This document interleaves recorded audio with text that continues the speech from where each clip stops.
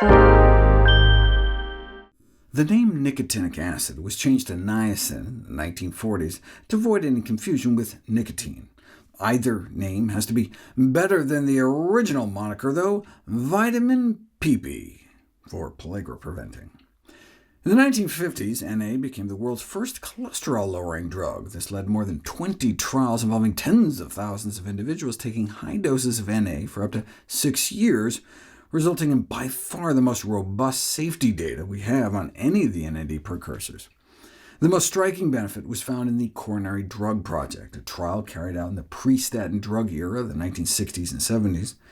The 15-year follow-up found that those who had been randomized to years of high-dose NA ended up with a 6.2% drop in absolute mortality.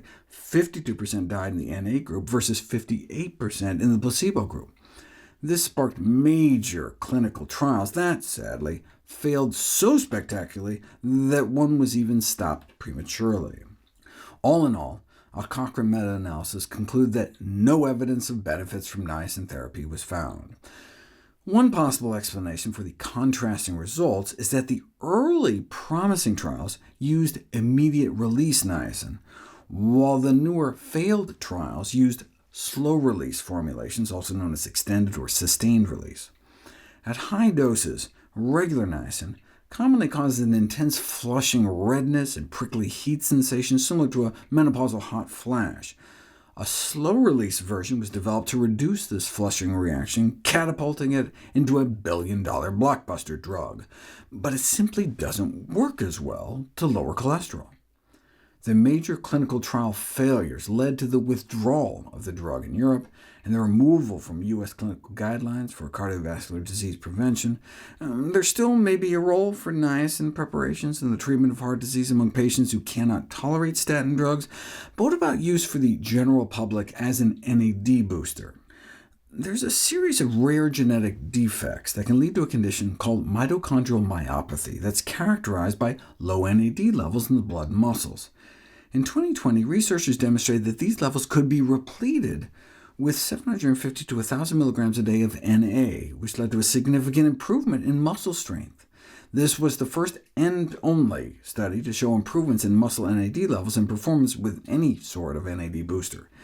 In a control group of individuals without the genetic defect, blood levels of NAD were raised by NA but not muscle levels, suggesting that NAD levels are already topped off in normal muscles. As you'll see, this is a recurring theme among NAD boosters.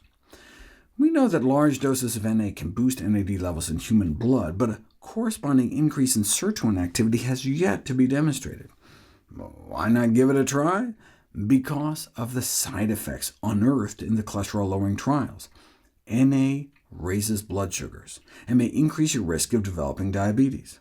Based on studies of tens of thousands of people on high-dose NA who were followed for years, one would expect that 1 in 43 people taking NA for 5 years would develop diabetes who otherwise wouldn't have. It's unclear if this risk is only limited to slow-release formulations. The safety buffer, the ratio between the tolerable upper limit and the RDA, is the lowest for NA compared to a half a dozen other common vitamins. However, the upper limit is just based on the flushing reaction, which, although uncomfortable, is considered harmless and tends to dissipate over time. Long-term use can have other adverse consequences, though, including stomach ulcers, vomiting, abdominal pain, diarrhea, and jaundice, a sign of liver toxicity, which is worse with slow-release formulations. There is also a theoretical concern that excessive NA intake may contribute to the development of Parkinson's disease. Due to the unpleasant flushing and risk of more severe side effects, interest has moved towards other NAD enhancers.